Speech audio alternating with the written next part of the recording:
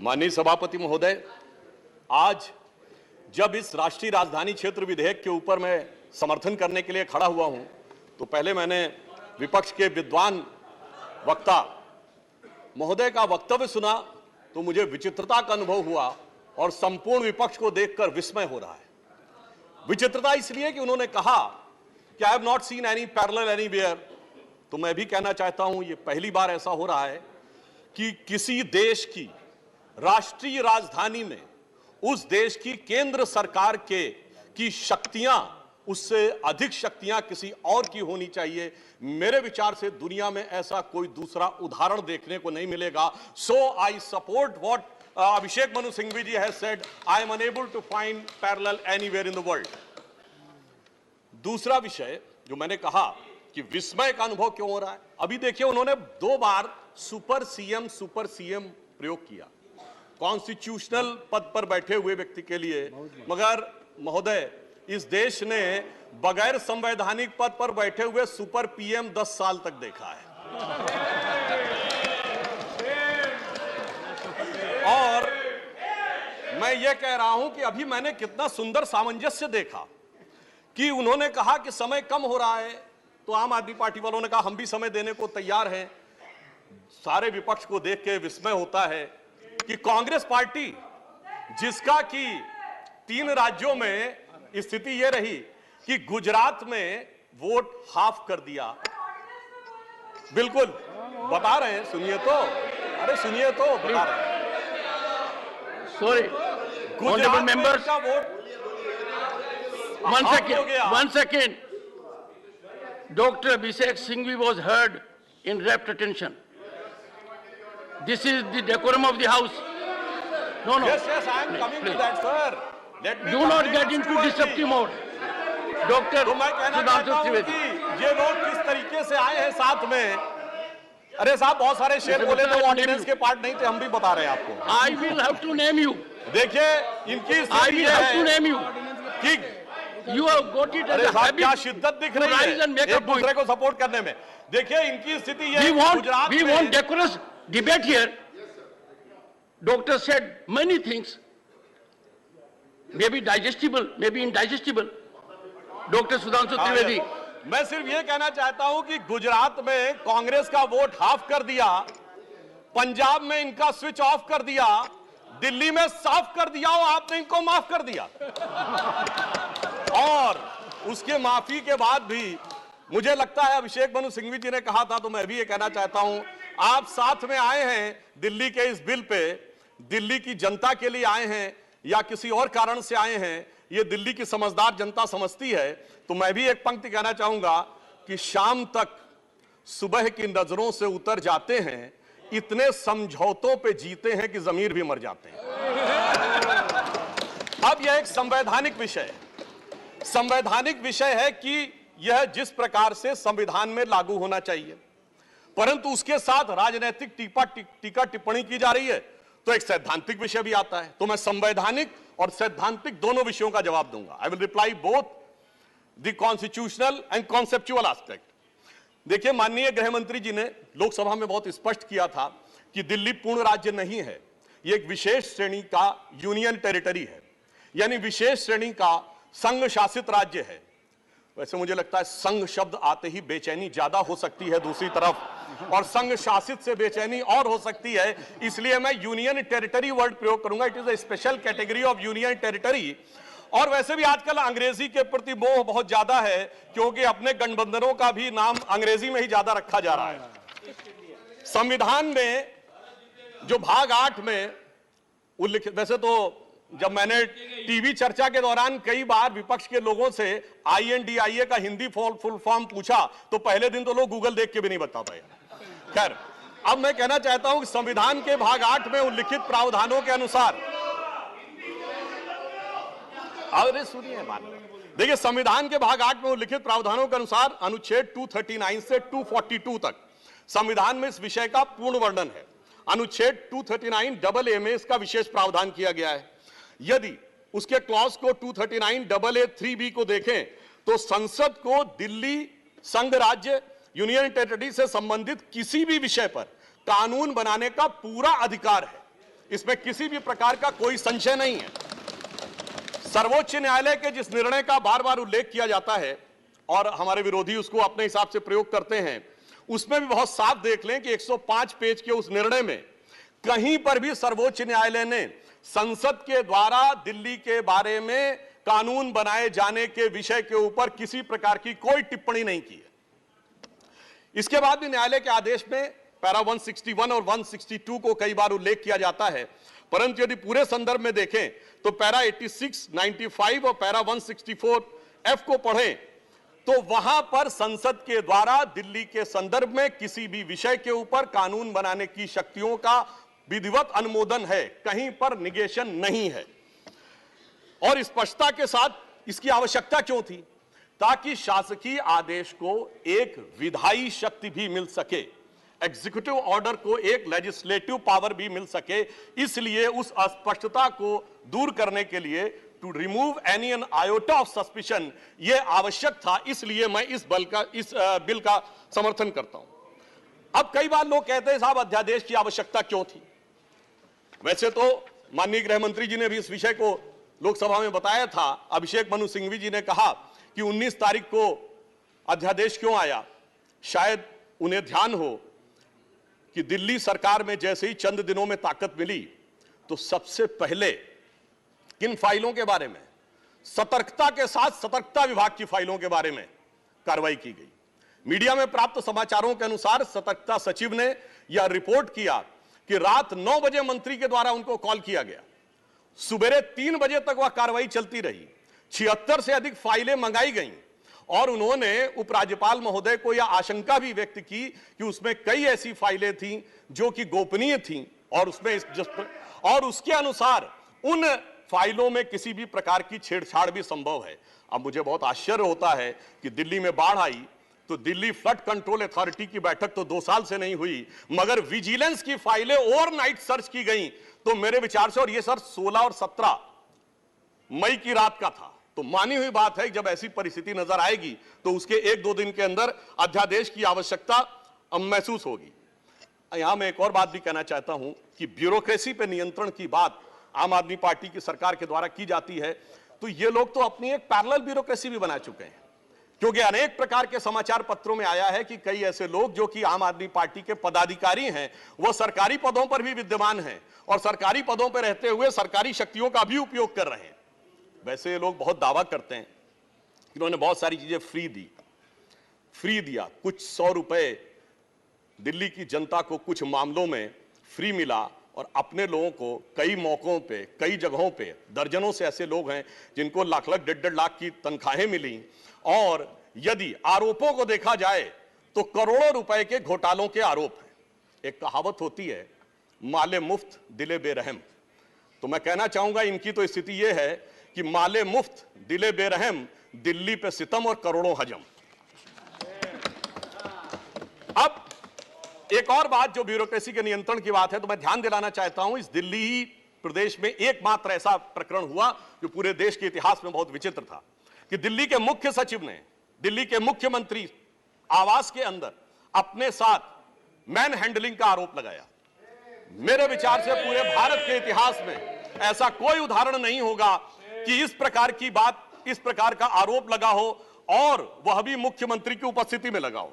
यह दर्शाता है कि ब्यूरोक्रेसी को नियंत्रण करने की जो छटपटाहट है उसमें वास्तविकता में वो फितरत क्या है। और मैं एक टेक्निकल पॉइंट कहना चाहता हूं, दिल्ली का कोई स्टेट कैडर नहीं है, जैसे राज्यों का कैडर होता है तो राज्य का मुख्यमंत्री उस कैडर को नियंत्रित करता है। जो आईएएस और आईपीएस अधिकारी होते हुए यूनियन टेरिटरी कैडर में आते हैं, जब वो सारे राज्यों में, सारी केंद्र शासित राज्यों में उनका स्थानांतरण हो सकता है, तो मैं आपके माध्यम से विपक्ष से पूछना चाहता हूं कि यदि दिल्ली के एक अधिकारी का ट्रांसफर गोवा होना है और दिल्ली के सीएम की उस पर एब्सोल्यूट अथॉरिटी होगी तो यह कैसे संभव हो सकता है? इसलिए यह आवश्यक है कि इस विषय के ऊपर केंद्र सरकार की शक्तियां परिभाषित हो। अब एक दूसरी बात भी है, दिल्ली में स्टेट कैडर भी नहीं है, यानी जैसे स्टेट पब्लिक सर्विस कमीशन होता है और राज्य के कैडर होते हैं, तो यहां भी दानिक्स कैडर है। यानी दानिक्स कैडर में भी 3-4 यूनियन टेरिटरी आती हैं, दमन, दीव और अन्य। अब दानिश कैडर के एक अधिकारी की जरूरत यदि अंडमान में या दमनदीव में भी होगी और दिल्ली का मुख्यमंत्री यह तय करेगा, तो क्या यह संवैधानिक दृष्टि से उचित है? इसलिए मैं कहना चाहता हूं कि माननीय गृह मंत्री जी ने जो यह विषय रखा है वो पूरी तरीके से उचित है। अब दुरुपयोग की बात में मैं एक और बात कहना चाहता हूं, इनकी वास्तविक मंशा क्या थी। दिल्ली में एक जनरल फाइनेंशियल रूल 2019 है जो ये कहता है कि 10 करोड़ रुपए से अधिक का अगर किसी भी प्रकार का व्यय होगा तो वह मंत्री की शक्ति से बाहर होगा और वह एलजी के पास जाएगा। महोदय, इनके मुख्यमंत्री जी का जो मकान या वजीर आला का अजीमुशान महल बनाने के लिए जो बिल बने साहब, वो पूरे उसके एक साथ नहीं बने।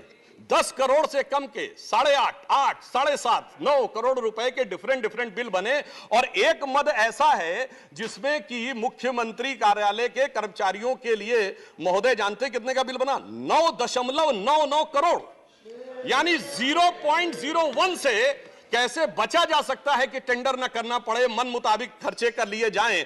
यह दर्शाता है कि नियमों के प्रति और ब्यूरोक्रेटिक नियमों के प्रति इनके मन में क्या आस्था है। और इतना ही नहीं, दिल्ली मेट्रो के लिए तो वृक्ष काटने की परमिशन वर्षों तक नहीं मिलती थी, मगर मुख्यमंत्री आवास के लिए वृक्ष काटने की परमिशन उनको मिल जाती थी। अब इसके साथ मैं एक और बात कहना चाहता हूं, एक नैतिकता, सैद्धांतिकता का सवाल उठाया जाता है। तो मैं कोट करना चाहता हूं कि दिल्ली के मुख्यमंत्री जी ने, जिनका वो आलीशान शीश महल बना हुआ है, उन्होंने 27 अक्टूबर 2013 को शीला दीक्षित जी के विषय में लिखा था ट्वीट, और उनको मैं कोट कर रहा हूं। उन्होंने कहा कि दिल्ली की मुख्यमंत्री शीला दीक्षित जी के घर में 10 एसी लगे हैं। मैंने तो सुना है कि बाथरूम में भी एसी लगे हैं। कौन भरता है इस एसी का बिल? और आगे वो कहते हैं, मेरा तो कलेजा कांप उठता है ये सोचकर कि दिल्ली की 40% जनता झुग्गियों में रहती है, तो कोई मुख्यमंत्री ऐसे आलीशान घर में कैसे रह सकता है। मैं कहना चाहता हूं, देखिए, केजरीवाल जी का कलेजा कापा हो या ना कापा हो, रूह कापी हो ना कापी हो, रूह है क्या है, किसकी रूह है, उस पर मैं टिप्पणी नहीं करना चाहता, मगर मैं एक बात जरूर कहना चाहता हूं कि शीला दीक्षित जी जहां भी होंगे उनकी रूह को बहुत तकलीफ हो रही होगी कि जब उनके ऊपर ऐसी बातें करने वालों के साथ वो सारे लोग आज आकर खड़े हुए होंगे। वैसे महोदय, उनके घर में 10 एसी थे, यहां तो 15 टॉयलेट भी हैं। और इतना ही नहीं, 1-1 करोड़ रुपए के पर्दे भी लगे हुए हैं, और 1 करोड़ रुपए के पर्दे का एस्टीमेट है। और इतना ही नहीं, अब सुनिए, उनके सामने एक दूसरी समस्या हो गई है कि अभी तक जो बातें चल रही थी, अब उनके सामने यह समस्या है कि उन चीजों को कैसे छुपाएं। देखिए, मैं इनके लिए कहना चाहूंगा कि अब उनकी फितरत जग जाहिर हो चुकी है।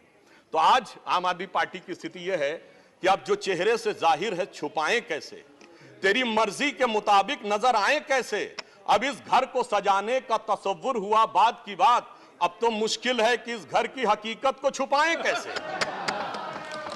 और यहां पर इसके बाद मैं कटाक्ष के बाद एक बात करुणा के साथ कहना चाहता हूं कि अन्ना हजारे के आंदोलन से निकली हुई वो पार्टी जो एक कमरे के मकान में रहते थे, और उससे निकली हुई पार्टी आज सैकड़ों करोड़ के आलीशान मकान में रहती हैं। तो मैं कहना चाहता हूं कि दिल्ली की जनता और जिन जिन लोगों ने उस आंदोलन का समर्थन किया, उनके ऊपर भी एक आघात है। और साथ ही साथ ये एक बात का और भी संकेत देता है, फूड फॉर थॉट है देश के लोगों के लिए, कि एक्सपेरिमेंटल पॉलिटिक्स कई बार बड़े विचित्र परिणाम भी देती है। अब किसी नए नवेले प्रयोग को आजमाने का वक्त नहीं है, बल्कि आजमाए हुए मोदी जी के नेतृत्व को चमकाने का वक्त है। और बहुत से लोग ये कहते हैं, संवैधानिक नैतिकता का प्रश्न उठाते हैं कि अध्यादेश क्यों लाया गया। अध्यादेश के लाने का तात्कालिक कारण मैंने बता दिया, और वैसे मैं अपने विपक्ष के लोगों के सुलभ संज्ञान के लिए बता देना चाहता हूं कि इन लोगों ने कितनी बार अध्यादेश लाए हैं। नेहरू जी की सरकार में 70 बार, इंदिरा जी के जमाने में 77 बार, राजीव जी के समय में 35 बार, नरसिम्हा राव जी के समय में 77 बार, मनमोहन सिंह जी के समय में 61 बार, और जो यूनाइटेड फ्रंट गवर्नमेंट बनी थी भाजपा विरोध में, उसमें 1.5 साल में 77 बार। तो मुझे लगता है अध्यादेश का विषय उठाने से पहले इस अंक गणित को भी देख लेना चाहिए। अब मैं एक और बात कहना चाहता हूं, जो संविधान की दुहाई देते हैं उनके लिए, ये तो वो लोग हैं सभापति महोदय जिनकी संविधान में क्या आस्था है। इन्होंने संसद के द्वारा पारित सीए कानून के खिलाफ विधानसभा में प्रस्ताव पारित कर दिया। यह संविधान का सम्मान है। और वो सिटीजनशिप अमेंडमेंट एक्ट था। नागरिकता का विषय तो पूर्ण राज्य का भी विषय नहीं हो सकता, और तो उसके बावजूद दिल्ली सरकार ने पारित कर दिया। तो इसका अर्थ हुआ कि ये जिस प्रकार के कार्य करते हैं उनका संविधान में कोई आस्था नहीं है। और अभिषेक मनु सिंघवी जी अभी कह रहे थे इलेक्टेड गवर्नमेंट, तो मैं याद दिलाना चाहता हूं, after the 72nd and 73rd constitutional amendment there are 3 tier of government, जिसमें एक म्युनिसिपल और जिला पंचायत, एक स्टेट और एक सेंटर। तो मान्यवर, ये तो राजीव गांधी जी लाए थे। तो आपके मन में ना ऊपर वाली इलेक्टेड गवर्नमेंट के लिए सम्मान है ना नीचे वाली, क्योंकि चंद महीने पहले तक तो ये एमसीडी से भी लड़ते थे और दिल्ली से भी लड़ते थे। तो जब आप कॉन्स्टिट्यूशनल वैलिडिटी की बात करें तो मेरे विचार से तीनों गवर्नमेंट की बात होनी चाहिए, और केंद्र सरकार के संबंध में केंद्र से अधिक संवैधानिक शक्ति इलेक्टेड गवर्नमेंट में इस विषय के ऊपर किसी और की नहीं हो सकती। और मैं एक और बात वेदना के साथ कहना चाहूंगा, ये तो वो लोग हैं जिन्होंने गणतंत्र दिवस की परेड पर भी संवैधानिकता की बात करते हैं, जिस दिन संविधान लागू हुआ उसकी पूर्व संध्या पे प्रदर्शन किया था। महोदय, मैं बताना चाहता हूं कि जिस समय इमरजेंसी लगी थी तब भी हमने कभी 15 अगस्त और 26 जनवरी के दिन राजनीति करने का प्रयास नहीं किया। तो वो लोग जब संवैधानिकता की दुहाई देते हैं तो बहुत आश्चर्य लगता है। और जब बार बार यह स्पष्ट किया जा चुका है कि फुल स्टेट नहीं है महोदय, मगर ये फुल स्टेट से भी संतुष्ट होने वाले नहीं है, इन्हें तो सुपर स्टेट चाहिए। और फुल स्टेट से सुपर स्टेट की दौड़ में मुझे डर इस बात का है कि मेंटल स्टेट में भी ना पहुंच जाएं कहीं, तो कोई आश्चर्य की बात नहीं हो सकती है। और यह बात इसलिए कह सकते हैं कि 49 दिनों की वो सरकार, जब कांग्रेस पार्टी ने इनकी पालकी ढोकर सत्ता की दहलीज पहली बार पार कराई थी, उसके द्वारा अगर आप पारित इनका लोकपाल विधेयक देख लें तो उसमें संसद और सुप्रीम कोर्ट और जाने क्या क्या सारी चीजों को एक में मिला लिया गया था। और मैं एक बात और कहना चाहता हूं, ये तो वो पार्टी देश का संविधान छोड़िए, अपनी पार्टी के संविधान में आस्था नहीं रखती। जब आम आदमी पार्टी बनी थी तो उसके संविधान में व्यवस्था थी कि उनका अध्यक्ष या संयोजक 3 वर्ष के लिए होगा और अधिकतम 2 बार होगा। मगर जो मीडिया में प्राप्त समाचारों के अनुसार 3 साल पहले उन्होंने वो संविधान में चेंज कर दिया, यानी अब जीवन पर्यंत या अपनी इच्छा के प्रसाद पर्यंत केजरीवाल जी इस विषय के ऊपर रह सकते हैं। तो मैंने इसलिए कहा ना, अपने संविधान के बारे में बात करिए। और मैं ये भी कहना चाहता हूं कि इन्होंने अपनी कार्यकारिणी में ऐसे भी प्रस्ताव पारित किए हैं संविधान के संदर्भ में कि साहब इनके यहां परिवार के भी कितने लोग काम कर सकते हैं, जो मेरे विचार से बड़ी बड़ी परिवार वाली पार्टियों ने भी कभी अपने पार्टी के प्रस्तावों में इन प्रस्तावों को नहीं पारित किया होगा। और मैं ये भी कहना चाहता हूं कि बहुत आश्चर्य लगता था कि जब ये इंडिया अगेंस्ट करप्शन के स्वरूप से आगे बढ़े थे, तब एक ही पंक्ति में बता देना चाहता हूं, क्योंकि जब आप इसकी बात करते तो क्या क्या नहीं था, कहां से बात शुरू हुई थी, हम राजनीति में नहीं आएंगे, फिर कसम खाते कांग्रेस का साथ नहीं लेंगे, फिर उसके बाद बंगला नहीं लेंगे, फिर शपथ खाते गाड़ी नहीं लेंगे, फिर शपथ खाते सुरक्षा नहीं लेंगे, और आज स्थिति यह है।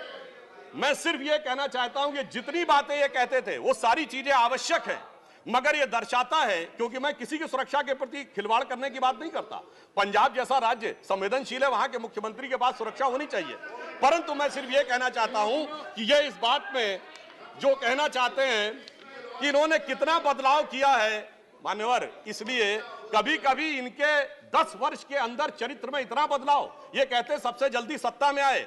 महोदय, मैं कहना चाहता हूं भारतीय जनता पार्टी और जनसंघ, हम 1951 में बने, हमने 72 साल में कभी कांग्रेस से समझौता नहीं किया, इन्होंने 72 दिन में समझौता किया, तब ये सत्ता में आए। और इसलिए आज दिल्ली की जनता अपने को ठगा हुआ महसूस करती है, और शायद दिल्ली के लोग ये कह रहे होंगे कि मैं समझता था वो कितने मासूम थे, क्या से क्या हो गए देखते देखते, जिनको पत्थर से हमने बनाया सनम वो खुदा हो गए देखते देखते। और मैं एक और बात भी कहना चाहता हूं संक्षेप में, मेरे विचार से इनको अध्यादेश पढ़ना चाहिए, संविधान पढ़ना चाहिए और दिल्ली का अधिनियम पढ़ना चाहिए, क्योंकि अपने को कहते हैं सबसे पढ़े लिखे मुख्यमंत्री।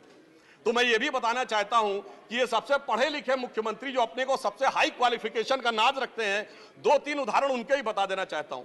जिस समय कोविड की वेव चरम के ऊपर थी, तब इन्होंने क्या कहा, इन्होंने कहा कोविड वैक्सीन का फार्मूला सारी कंपनियों को क्यों नहीं दे दिया जाता। मान्यवर, कोविड वैक्सीन तो छोड़िए, पैरासिटामोल जैसी जो दवा भी अमेरिका ने उस समय हमसे मंगाई थी, अब कोई पढ़ा लिखा व्यक्ति ये कह सकता है कि वो चूरन की तरह फार्मूला सबको दे दिया जाए? तो कभी कहते हैं कि यूट्यूब के ऊपर फिल्म क्यों नहीं लाद दी जाती है? अरे भाई वो सरकार का अधिकार का क्षेत्र नहीं है। और फिर इतना ही नहीं, सिंगापुर में इनको बुलाया, इनविटेशन आता मेयर्स कॉन्फ्रेंस का, तो मुख्यमंत्री होते हुए जाना चाहते हैं। तो मेरे विचार से कम इनको थोड़ा पढ़ना लिखना चाहिए। और एक पढ़ने लिखने पे एक तथ्य मैं जरूर बताना चाहूंगा। जब न्यूयॉर्क टाइम्स अखबार में इनकी तारीफ निकली थी तो इनके मुंह से निकल गया था कि दुनिया का सबसे बड़ा अखबार, और उसमें इतनी तारीफ निकलवाना आसान नहीं है। वैसे निकलवाना शब्द निकल गया था, मगर मैं पढ़े लिखे मुख्यमंत्री को यह भी बताना चाहता हूं महोदय कि न्यूयॉर्क टाइम्स दुनिया का सबसे बड़ा अखबार नहीं है, वो है यमुनी शिंबुन जापान का। अमेरिका का भी सबसे बड़ा अखबार वो नहीं है, वो यूएसए टुडे। और इतना ये समझिए, इतना ही नहीं, भारत का times of India, Dainik Bhaskar, और वो भी उनसे अधिक है। तो मैं सिर्फ ये बताता हूं, अरे भाई जिस अखबार का नाम लेते हैं कम से कम उनको तो पढ़ लेना चाहिए था। मैं आपको अधिक समय न लेते हुए मैं सिर्फ ये कहना चाह रहा हूं महोदय कि इनको न पढ़ाई से मतलब है, इन्हें न पढ़ाई से मतलब है, न लिखाई से मतलब है, इन्हें तो बस कमाई से मतलब है, और वो भी ऊपर वाली कमाई से। और अंत में मैं कहना चाहता हूं सर, अंत में एक लाइन और कहना चाहता हूं कि आज सब लोग मिले, आम आदमी पार्टी और कांग्रेस एक साथ मिले, भारत की सबसे पुरानी पार्टी, पुरानी धुरानी पार्टी, नई पार्टी, नई नवेली पार्टी, अजब अलबेली पार्टी, सब मिलकर एक हो गए। मगर प्राप्त क्या किया? दोनों ने सिद्धांतों से समझौता किया, और कांग्रेस ने भी इतना सयाना दांव चला कि इन्होंने अगर उनका हाथ पकड़ के दिल्ली अध्यादेश पर समर्थन लिया हो तो अविश्वास प्रस्ताव ले आए, लीड उनको मिल गई। तो इसलिए मैं कहना चाहता हूं अंत में कि इन लोगों को आखिर में क्या प्राप्त हुआ, ये पंक्ति कह के समाप्त करता हूं कि इनको विधेयक भी नहीं मिला और सम्मान भी नहीं मिला, यानी इज्जत भी गई, बात भी नहीं मिली। तो एक पंक्ति कहता हूं, न तुम ही मिले, आप लोगों के लिए लागू है, न तुम ही मिले न मयस्सर तुम्हारी दीद हुई, दीद मतलब साइट, न तुम ही मिले न मयस्सर तुम्हारी दीद हुई, तुम ही कहो ये मुहर्रम हुई कि ईद हुई।